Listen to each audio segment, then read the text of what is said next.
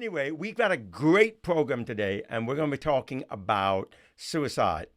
We're going to give 3 reasons why we shouldn't, but the dangers of suicide. So, you want to kick off something and just say, what have you seen so far in your recent research, I should say, or study on suicide? So I do just want to put out there that I am a no expertise. I am not a medical profession of any kind. You see my bachelor's on the screen, but that is not for any kind of medical degree. But this is mainly for awareness. And the awareness is to talk about the mental health we have in not just America, but all over the world, and how very important, very vital it is to recognize as regular citizens of our specific country or culture or race to pay attention to your surroundings and understand that if you do see signs, or how to recognize the signs of those who are struggling mentally, emotionally, spiritually. Everyone is going through hurting times, especially going through this pandemic. It is more critical, very vital that we get out this awareness to everybody Mm-hmm. about mental health, about suicidal. And if you personally are feeling these symptoms, if this is speaking to you, seek help, call out. Don't make your voice quiet, make it known. So there's a few things I found, and I picked this up from um, the source is called newroadstreatment.org. And so it brings out 5 warning signs of mental issues, mental health. Again, this is signs. These are not final indicators to say you have a specific illness. So let the health professional provide that diagnostic, by the way. But some warnings to look out for. The first one I have is long lasting sadness or irritability. Number 2 is extreme high and low moods. Number 3 is excessive fear, worry, or anxiety.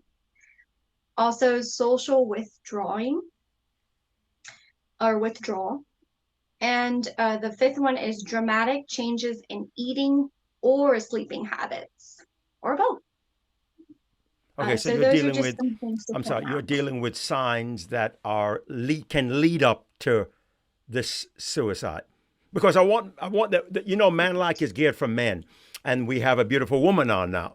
So the reason you and I do these specials is to let men know, and we're going to show them in it, that men are more effective. We're not saying you ladies aren't, right? We're not throwing you ladies out, but men are more Okay. effective in this, affected by this than what we ever thought. And I never realized this until a few months ago. Somebody brought to my attention that more men commit suicide than women, and more men are able to do it because maybe they're the man and they're stronger. But we'll deal with that in a moment. Continue. Well, I do want to point out that the definition of suicide is not a mental illness, Very but it's good. a Very good. serious potential consequence of treatable mental disorders. And so suicidal is basically the option that they think is the last final option, the person who has that mental disorder. So it's a consequence. It's the Right, action, right. not The the outcome. actual correct. So it's not, and a lot of people get this confused going, oh, suicidal means they're sick. Well, yes, but it's not the sickness is suicidal. It's the result that is the action. So I do want to emphasize that it's the consequence. Now, there are potential signs of suicidal, and it's very similar to the mental health um, signs. Now, this I got from the WebMD, and the potential sign says it's severe sadness, hopelessness, sleep problems, sudden calmness, and elaborating that is they've been in that depression period in such a long time that all of a sudden they just change 360 into something calm. And that may not always mean that's a good thing. So you kind of want to watch out for that. What I read from the WebMD was that the sudden calmness just means like they've made up their mind that they're going to commit suicide. And so it's just like they've made peace with the action that they're about to take. That makes sense. Yeah. Um, Mhm. so so that's definitely signs to look out for when it comes to suicide. And we want to remind people too that we're dealing with suicide. So people who have these things consistently need to get help. But you know, Alex, women always do. I don't know what it is with us men. We have this, I don't want to say the word macho because I'm talking to a woman. We have this super thing on us that we can handle it. We can get over this on our own.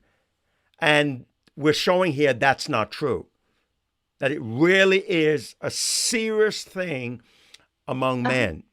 And I want to bring something up here while we're on that issue there. Let me find up here. It's a chart I have up here. I hope I've got the right chart here. Oops. There it is. Yeah.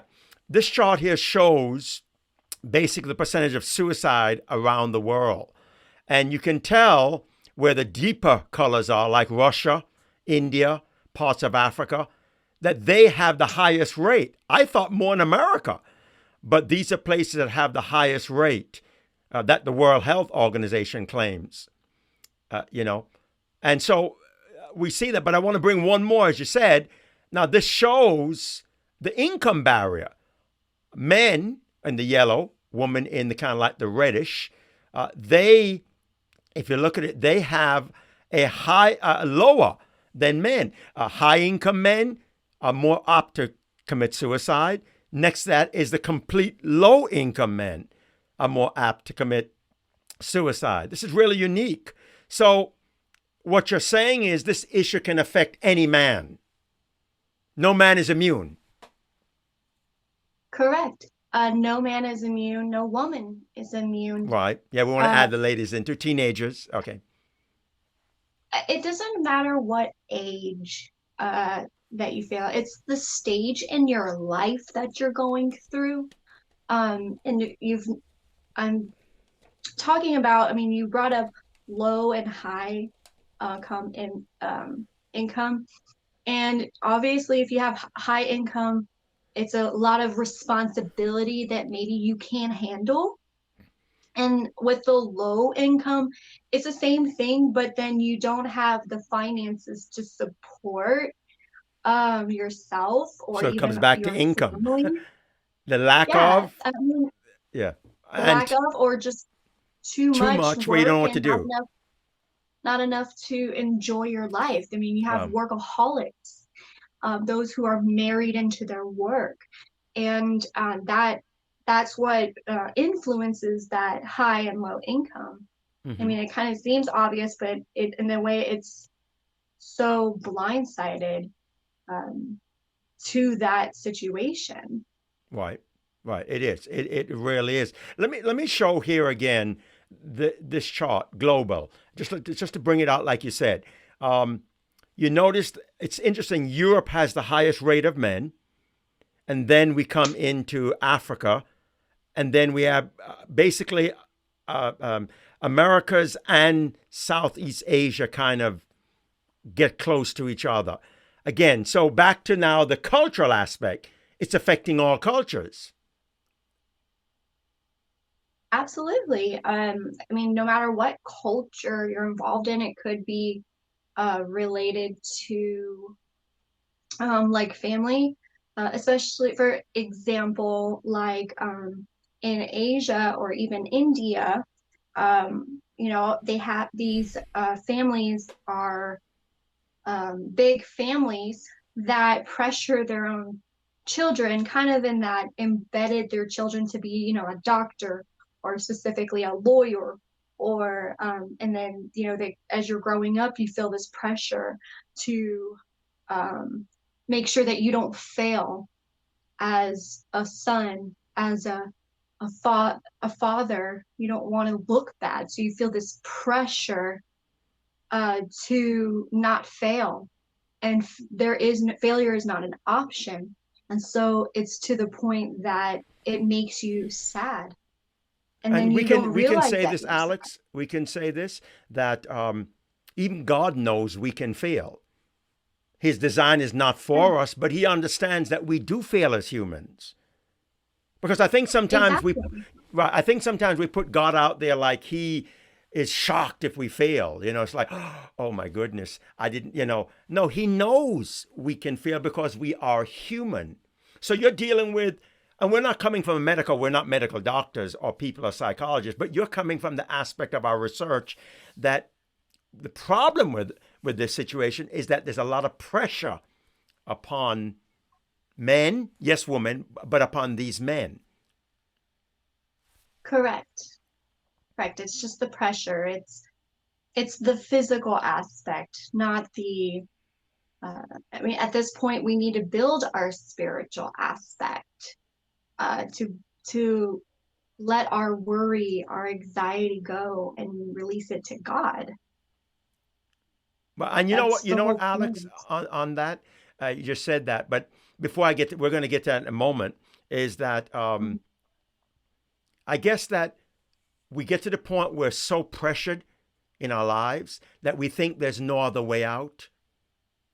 And we'll talk in a few minutes about the harm that it brings to us and people around us, because sometimes I think we don't realize that it affects others. You had a story you were telling me. Absolutely. Go ahead. You had a story you Mhm. had before me. I don't know if you want to go into that or continue where you are. No, we can go into it. So it it's so unfortunate, but my husband's father actually committed suicide, Mm. and he did die by suicidal by his own hand. He shot himself in the head. And I did speak with my husband about it as well as my mother-in-law. So now you come from That experience. correct, Right. Now you're correct. not So guessing. Okay, go ahead. You know no, somebody and right, who's and close to you. The I closest know. person to you Yeah, has dealt with this. Okay, go ahead. correct. Now I didn't know him. Right. Unfortunately, he died before my husband and I got married or started dating. But it definitely is a very close subject, to near and dear to the heart. And they want his story to be out there for everyone to know. And if this could help save a life, then we know that Mm. Michael's story was shared. Hmm. So a little bit about Michael Guidry. Um, he unfortunately died at the age of 47. And there were, so just talking about, again, about the whole signs of suicidal and signs of the struggle. So there were some signs. So the situation that um, presented to Michael to make that decision to commit suicide was that, so he had an accident, car accident, and had major back problems. And his major back problems needed some surgery that he couldn't financially afford. And then because he has the back issues, it prevented him from working. And he lost his job because he's not physically able to work, which he was a mechanic, an auto mechanic. And around the time of his death, or before his death, the current situation was that because of his back problems and he was taking pain medication, he was starting to become addicted to the pain medication, as well as his mother was paying for everything, was supporting him. And that, of course, as a man, when you support yourself for so long and then all of a sudden your mom has to support or somebody else has to provide the support, Mm. that's a huge um, breakdown of that man. Um, and so the signs that my husband and my mother-in-law said that they noticed was he was sad all the time to the point where he would be crying a lot, which was not normal. Um, and he also slept a lot. He would sleep for hours on end because of his depression and constantly being in pain. And so he was unfortunately in this rut, and to the point that he felt like that he was a failure as a father because he couldn't support his son or his wife. Um, so there was just so much negative going on, right? You how can you see the light? He felt hopeless, um, and the family constantly prayed for him. So there was definitely support, but unfortunately, Michael chose to kill himself with a gun at the head, and he didn't die instantly, but he did die the same day, pretty Okay, quickly.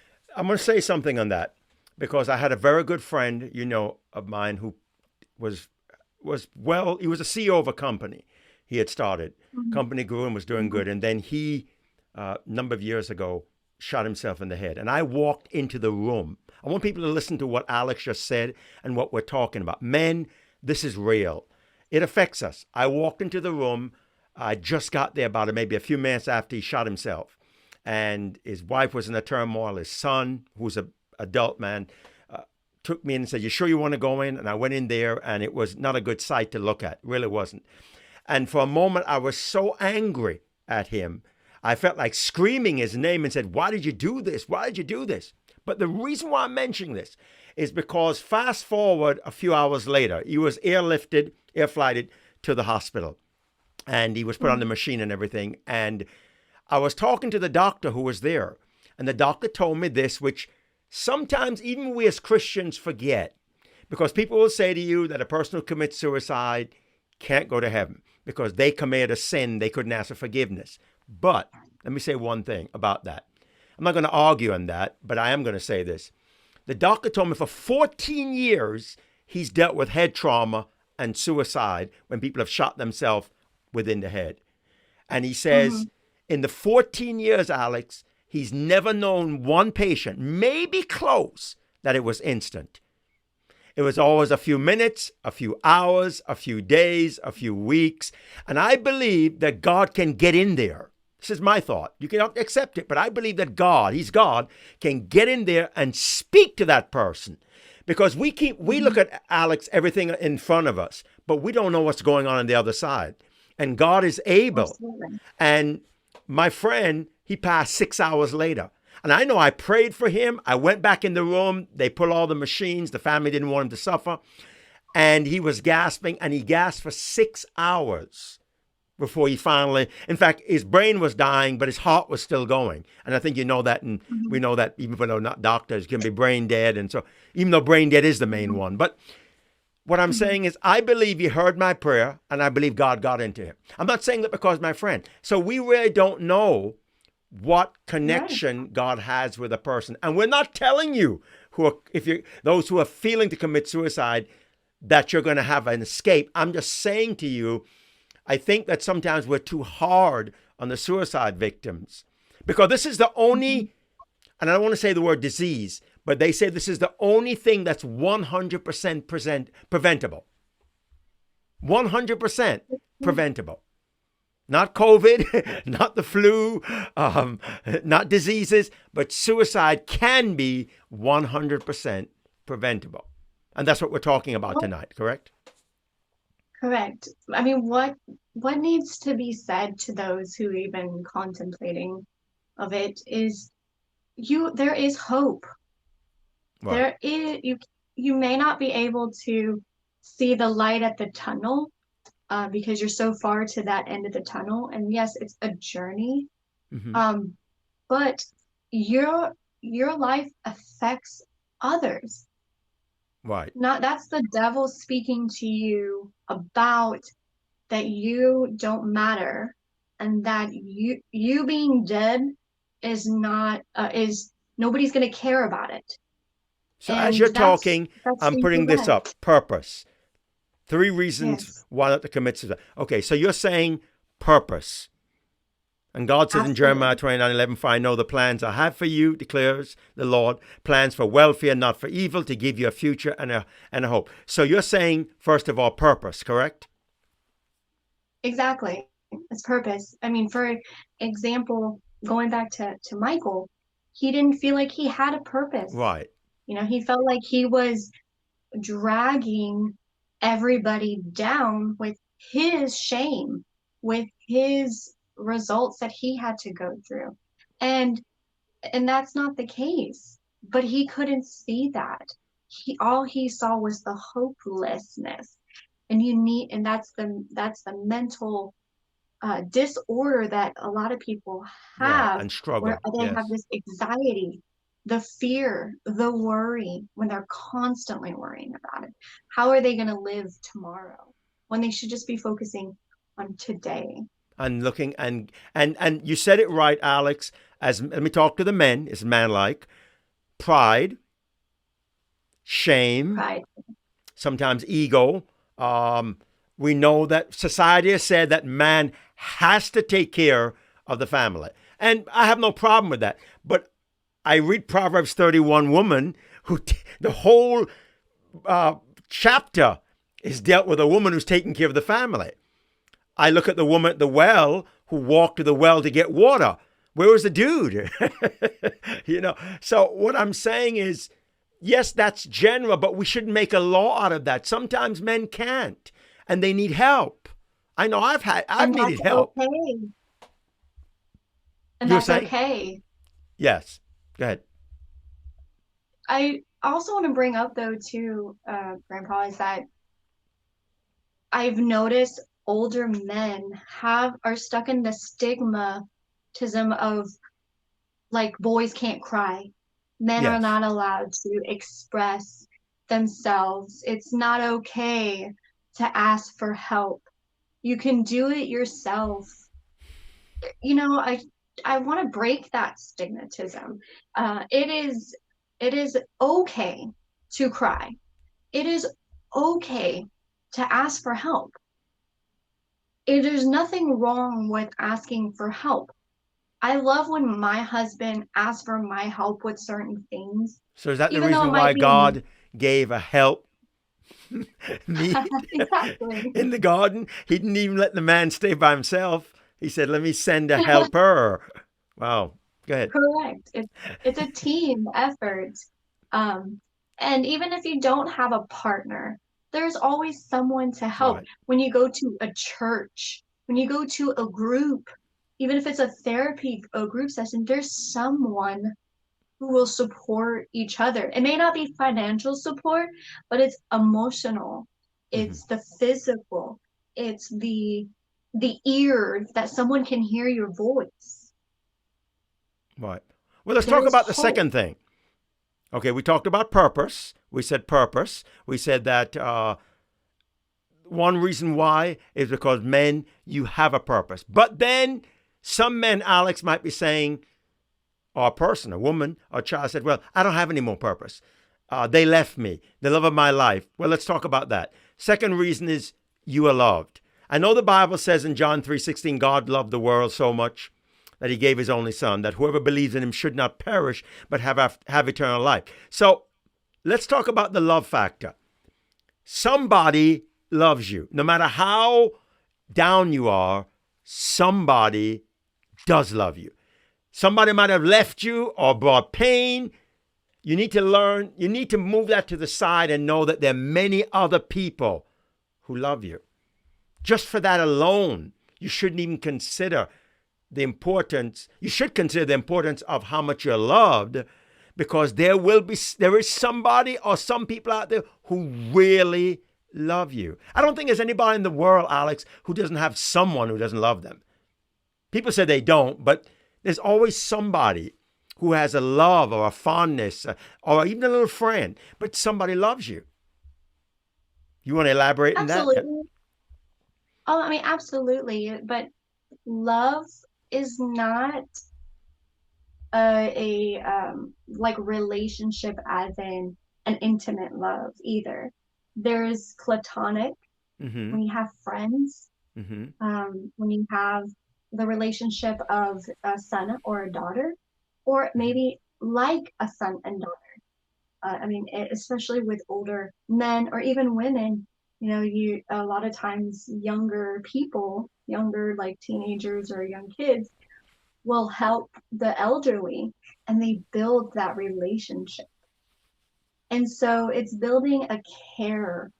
And it may not be like in love, like ooh, goo goo gaga, honeymoon love, Right. but it's that sense of security. And that's what everybody wants. They want that sense of safeness, the to be safe, to be secured. And that is basically what love is. If you know that there's someone thinking about you, even if you don't know, there's always someone thinking about you. Always. And we're praying for you, even if I may not know who you are personally, but you're always in my heart, in my mind. God knows. He hears you. Mm, that is good. That is good. We're talking about here on the Manlight Radio. We're talking about suicide, and we're giving you 3 reasons why we feel, at least what we've seen, you should not commit suicide. And because you're important, you are needed, you are special. Correct, Alex? People are needed and they're Absolutely. special. Let's go on to the last one here. This is just one more we put. So we went through the purpose, and then we went through you are loved, and that's important. And then now we're going to go through this one here is pain. Yes, Psalms 147:3 says, God heals the brokenhearted and binds up their wounds. So pain, not just the pain of the person who's in suicide or thinking of it, but there's somebody out there who's going to have pain. You're going to cause pain from somebody who really loves you and cherishes you. Absolutely. Your cause, say this right. Any choice that you make will not just affect you. It affects others around you, others involved in your life. So the decision of committing suicide, if you actually cause the act or even think about it, and you think that that decision is the best option, you're wrong. And I don't mean to be blunt about it, but looking at Michael and my husband's example, I can see the sadness in my husband about losing his father figure. Mm-hmm.